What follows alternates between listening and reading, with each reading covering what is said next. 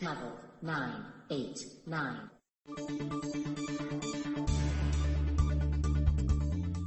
Welcome to episode 3 of 989 on Health, a show where you don't need years at university to understand the latest news about health and related subjects. An important announcement for our listeners. This podcast is intended to be an informal tool for laymen and practitioners alike to hear our viewpoints on health and wellness. Don't rely on the information in this podcast as an alternative to medical advice from your doctor or other professional healthcare provider. For the full disclaimer, please see our website. I'm Mike Davalos, just a guy, an average Joe. If I open a book, there better be pictures. And I'm joined by the opposite of average, Brandon Weintraub, a primary care physician. Good morning, Brandon. Good morning, Mike. I'm excited for another episode. Great, me too. We've got some follow-up from episode 2, where we were talking about stress. Now, we all know offhand the Western prescriptions like Prozac or Xanax, but what would an Eastern prescription for stress be? And before you answer, I don't know why, but you might want to talk about this too, but I keep thinking that everything in Eastern medicine is either needles or some kind of herbal tea. So you might need to set me straight on that. Well, there's a pretty good reason that you instantly jump to needles or tea. Here in the U.S., we've gotten pretty used to the immediate gratification when it comes to nearly everything, including our healthcare. When feeling badly, most people hope that there's going to be either a surgery or a pill or a supplement that's just going to change things for the better. While Chinese medicine can act quickly, long-term health changes require long-term solutions, especially if you want to actually resolve the problem and not just cover the symptom. So Prozac or Xanax can be incredibly effective at making the patient feel better quickly. But in many cases, the pharmaceuticals should be looked at as a means to give a little bit of respite to the patient, make them feel better enough so that they can start improving their daily lives to solve the problem. So, to answer your initial question, if a patient comes in and reports feeling stressed, their acupuncturist is going to ask a bunch of questions, and they may seem unrelated to anything the patient came in for. The treatment's going to involve a lot of different options. Yes, needles and herbal formulas will likely be involved, but the patient is just as likely to get their doctor's orders to change their sleep schedule and routine, or adjust their exercise on a daily basis, or even change their dietary habits. After all of that, the practitioner will then suggest their patient take some herbal formula, and the practitioner may choose to use a few needles to help the body self-regulate. Our topic for today is exercise. There doesn't seem to be a way around it. Good health seems to require exercise. It might be a total fantasy, but somehow it's just understood that at some point in human history, we were actually getting the proper exercise our bodies needed just by going around doing our daily lives. Thousands of years ago, we were hunting and gathering, which I've read about and apparently took a lot less labor than you might think. Then we started growing our own food, raising our own animals, and that's probably when the ongoing physical labor kicked in. Am I making sense so far? Sure. Okay, so, even today in villages where they don't have running water, it's still a huge ordeal just to gather water for the family every day. Cooking, cleaning, bathing, it all uses a lot of water, and water is heavy. So at one time, it took a lot of personal effort to feed yourself, to gather water. Hell, even pooping. You needed to hike out of the village just so you wouldn't poison your own groundwater. And now, thanks to a lot of clever innovations, we're advanced to the point where it's not necessary to move at all to work a productive day. Nowadays, I mostly spend my time sitting at a computer, whether I'm at work or at home, my bedroom, my kitchen, my toilet, or a leisurely 4-foot zombie shamble from one another. I can sit on the toilet with a microwave burrito in one hand and my phone in the other while watching a YouTube video of possums playing an oboe. Brandon, since cannibalism or caber tossing, raising my heart rate or breaking a sweat or just other weird primitive things my ancestors did, how close is medical science to putting my head in a jar and wiring my brain up to the internet? Well, current projections for digitizing the human brain all require a more powerful computer than what we have in existence today. So I guess general thought is that the computer will exist around 2023, so sometime long after that. Let's go with the Futurama estimate and say it'll be feasible sometime around the year 3000. Full disclosure for our listeners, I did look up human brain digitization research online. And that link will be in the show notes. So the year 3000, that's a long time. How about that miracle pill I keep hearing about that's going to melt off the pounds while I keep downing pizzas like they're breath mints? Well, the FDA did just approve a device which is essentially a home stomach pump, so the users can have the device implanted and pump the stomach contents out into their toilet after eating, which I'll go on record as saying horrifies me. How's that sound? I'm kind of picky about body modifications, so no stomach pump for me, thank you. But I'm sure there's lots of people that are going to be happy to sign up. Actually, I'm not really sure how that qualifies as very different from making yourself throw up. I know you're not getting the stomach acid eating out your throat lining, but anyway, so no head in a jar, no magic pill.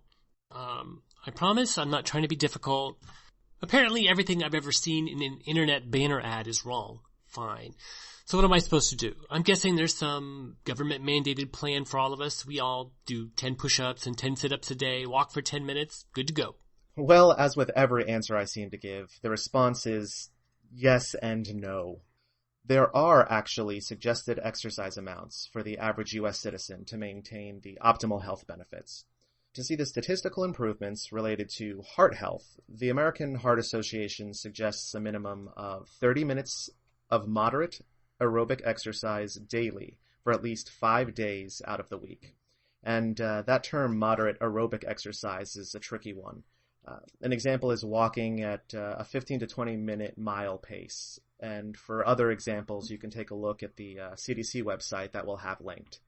So the no part of my answer is a result of one of the most frustrating events to anyone trying to figure out how to improve their health. If you jump online, if you grab a scientific journal, even if you ask 3 different medical practitioners, and you're going to find an unfortunate truth. Even with the standards in place at any number of respected organizations, like the CDC or the AMA I just mentioned, new studies and opinions are coming forward all the time.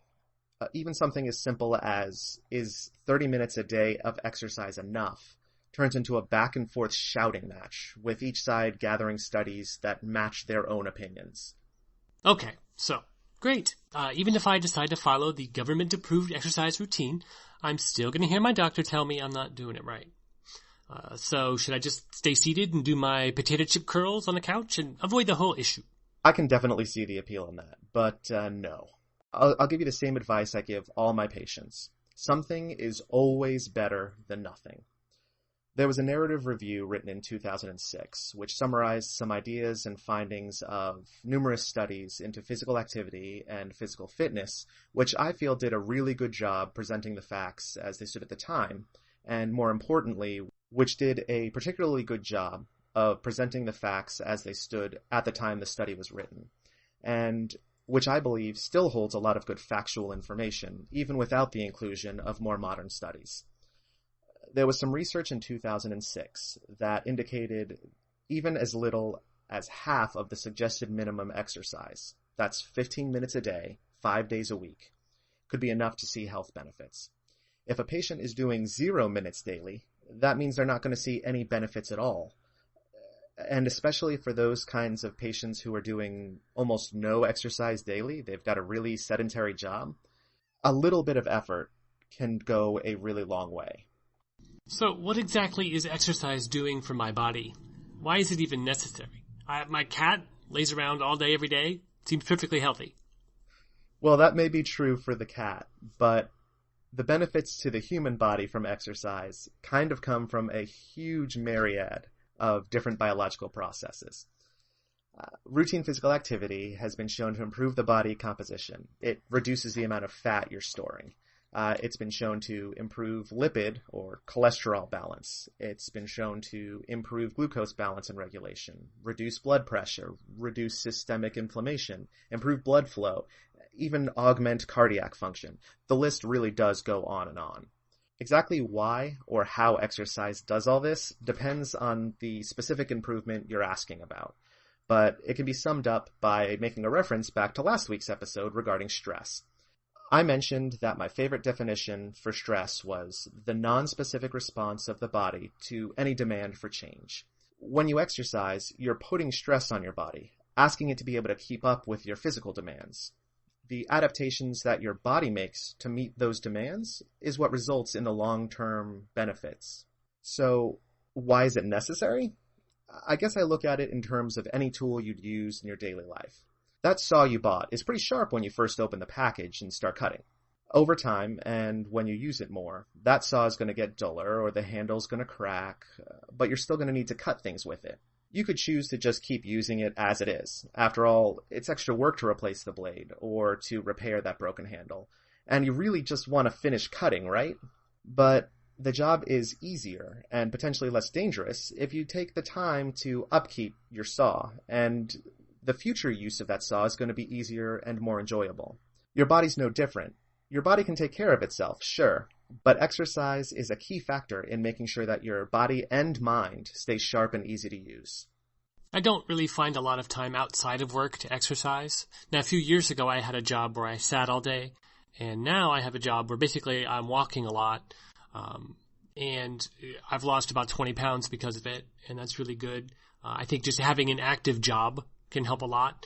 But if I'm short on time and want to fit in some exercise, what's better, strength training or cardio? All right, well, my gut instinct was to really just shout pass very loudly and move on to the next question. This has been and still is one of the most contested and argued topics in physical fitness today. Studies have been done on both sides of the question. The results are varied and inconsistent. Proof exists for either of the above. So my actual answer: if you feel drawn to cardio and you can make that a routine, cardio all the way. If you try strength training and you love every minute of it, full speed ahead. The key is consistency and regularity. I'd also suggest you try to be sure you're making the most of your exercise routine either way. Some people will do 30 minutes of strength training, but leave 10 minutes in between each set. Chances are you're not going to get the most out of your exercise if you use that method. On the same token, the goal of cardiovascular exercise is to get the heart rate up a little bit and to increase your respiratory rate.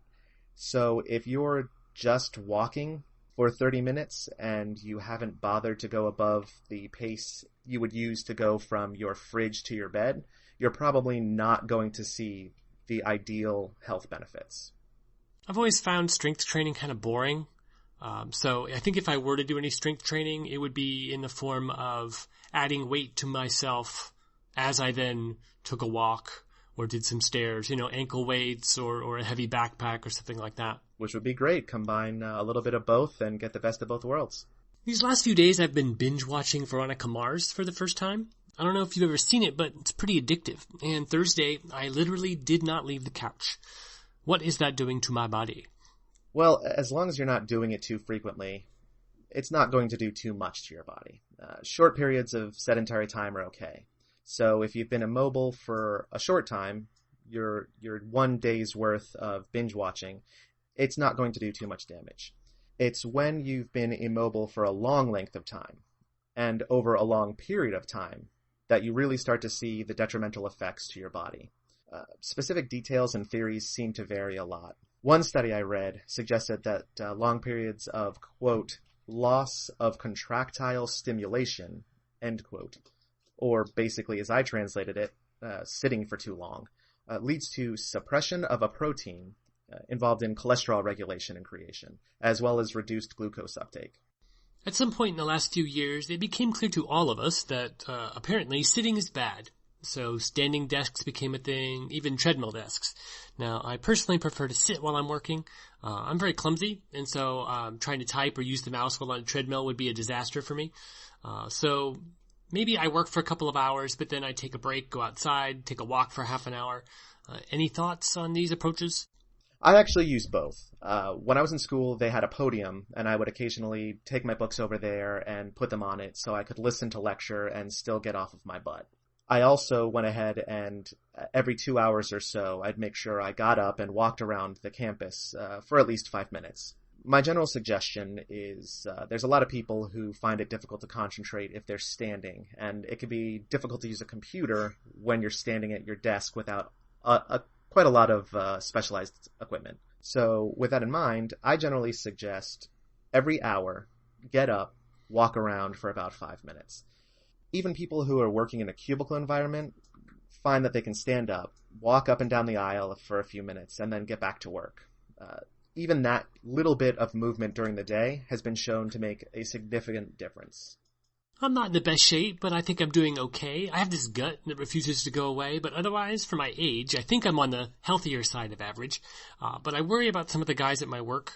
We all have to change into uniforms in the locker room, and some of these guys are literally panting, just putting their pants on.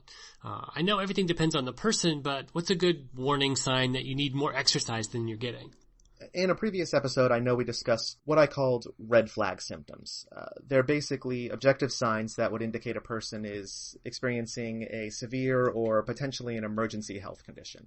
There are a few things that would indicate a malfunction of the heart or lungs. Difficulty breathing when lying down, easily short of breath over short distances or with little exertion, excess sweating in conditions where most people are comfortable and aren't sweating. These wouldn't necessarily be fixed by increasing your exercise, but in some cases, weight loss, exercise, diet control, you can use them to help reduce the risk factors involved if you see these red flag symptoms. But those are really extreme examples. Patients that need to go see a medical professional as soon as possible to make sure that they aren't experiencing something that's an emergency to their health. Once you've got them diagnosed, they could potentially begin an exercise regimen as appropriate. I want to know if I need to exercise more because Paul in accounting's been bragging about how healthy he is now, that he started running 30 miles a week.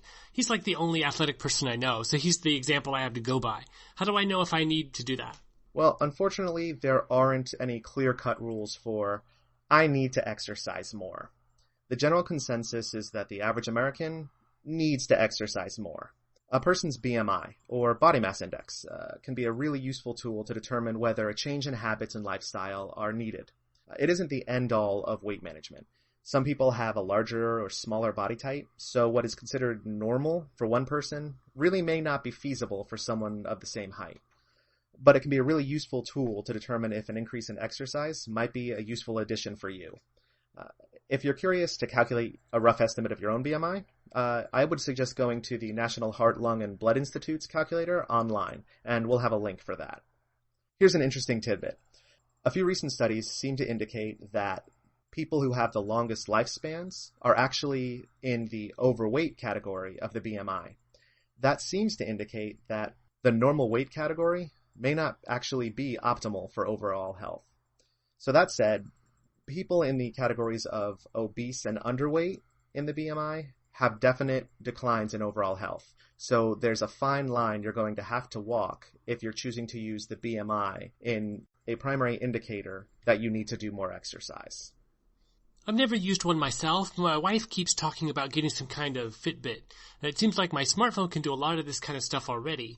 Now, I've tried to use the food tracking apps on my phone, and you can even just take a picture of the packaging barcode with your phone. The app knows exactly what you're eating, but still, I think the longest I've managed to keep putting my food info in has been like 3 days. I get bored with it. So what do you think about Fitbits and phone apps? Well, devices like the Fitbit or the Vivo Smart or something like that, they can be really helpful tools. For people who find it easier to stick to a routine where they have a real, clear goal or someone keeping an eye on them, the regular updates and tracking from these devices can be really helpful in getting into a regular habit of exercise. Smartphones have a wide variety of applications and sensors that can do almost exactly the same thing, if not more. Pedometer, food tracker, even personalized text messages, which will encourage you to increase your steps or tell you that you're doing great. And all of that can be really, really helpful to keep you on track. But none of the options matter at all without honesty from their user. So sure, the Fitbit can record the 10,000 steps that you walked yesterday. But if I don't ever think about it, except for when it alerts me that I've done those 10,000 steps, it's not going to help me reach my goal. It's the same if I start tracking my calorie intake. It's great if I need to figure out how many calories I'm intaking and how many I'm burning on a daily basis. But if I don't put in that snack I had earlier today, after all, it was just a smoothie, it's healthy. Or that dessert I had, it was Paul's birthday, and he had a piece, and I don't want to throw off my calorie count because I'm so close to goal today. I'm not going to see any benefit from putting in my data into my phone, because all the tracking and electronics and data charts in the world aren't going to help me improve if I'm even lying to myself. I've been trying to cut back on the Peking duck, but it's so damn sweet and crispy, Brandon. How can I resist? I know we're planning a full episode on food where I'm sure you'll list everything I should be eating, but do you have a few quick examples of the worst things I should be avoiding? Number 1, reduce or avoid processed foods. I know that's a huge category, and they are just so very, very convenient and delicious. But the nutritional value in that box of macaroni and cheese, or that microwavable Hunger Man dinner, or even that pre-marinated pork shoulder complete with extra sauce, it's really severely reduced, and the calorie and sodium amount in those foods is usually through the roof. A study was published in 2016, which garnered a fair amount of interest, and it found that nearly 60% of all calories consumed by the average American is from ultra-processed foods. There's a rule of thumb going around lately which says shop only in the areas around the outside of your grocery store. That's fairly simplified, but it's a great place to start. You're usually looking at fresh fruits and vegetables, the uncooked butchered meats, and the fresher baked goods and pastry goods. Number 2, avoid monounsaturated and polyunsaturated fats. And I know. Most people have grown up with the television, their doctors, their medical professionals, everyone telling them that it is better to eat margarine instead of butter. It's better to avoid those evil saturated fats found in meats and bacons. I'm going to go ahead and disagree and fly in the face of common belief. The process that goes into making oils that stay liquid in the fridge, throw off the balance between omega-6 and omega-3 fatty acids, and even the biological processes that the body has to utilize to break that oil down is a big deal and can cause a significant reduction in overall health. So, good news! I'm not saying that you ought to eat nothing but beef tenderloin wrapped in bacon and then sautéed in butter. And I'm not saying it's okay for you to live on Peking duck with crispy skin. But you don't have to feel guilty for eating a balanced and healthy amount of those types of saturated fats. If you start with just those 2 suggestions, you're going to be off to a heck of a good start. I've been told that you can't outrun your fork, but I don't know if it's true. Like, if I eat a Twinkie, those are only 150 calories, by the way, and then I get on the treadmill and I walk until the calorie counter says 150. Have I erased that Twinkie? Unfortunately, no. You'll have removed the actual calorie count that was involved in the eating of that one Twinkie. But the processes that your body has had to go through to break it down, the sugars that it's taken in and converted to energy, the functions of your digestive system that's required to remove all of the artificial flavorings and ingredients and preservatives, that's still going on. So even when you've burned off the 150 calories that you took in by eating that Twinkie, the actual biological processes have still gone on, and it's still going to have affected your body. So is medical science going to solve the need to exercise in my lifetime? Will there eventually be a magic pill? Anything's possible. I'd imagine that your stair stepper and your running shoes are still going to be around for the foreseeable future. Is there anything else we need to mention before we wrap it up? Yeah, exercise isn't always considered fun.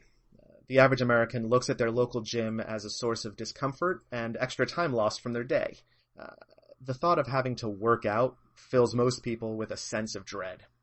And I think it's important for our listeners to realize that exercise doesn't need to mean a 45-minute session on the treadmill and then half an hour lifting weights. It's just as important to get up once an hour and walk around for 5 minutes, or to take a brisk stroll around your neighborhood once a day. Even though these activities won't give you the instantaneous beach body, and it won't let you lose the weight you've been wanting to lose for the last 20 years, over time, even small amounts of regular, consistent exercise is going to have a really big impact on your daily life. That's all the time we have for today. These are short episodes that provide a brief overview of very complex topics. Everything we say is for entertainment and educational purposes only. Licensed healthcare professionals should advise you and be aware about changes you make to any aspect of your healthcare. Every person's needs are different. The links to references we've made about news articles, medical studies, or other materials can be found at level989.com/health, along with our contact information and the complete Don't Take Medical Advice from Podcasts disclaimer. Thanks for listening, and now go health yourself.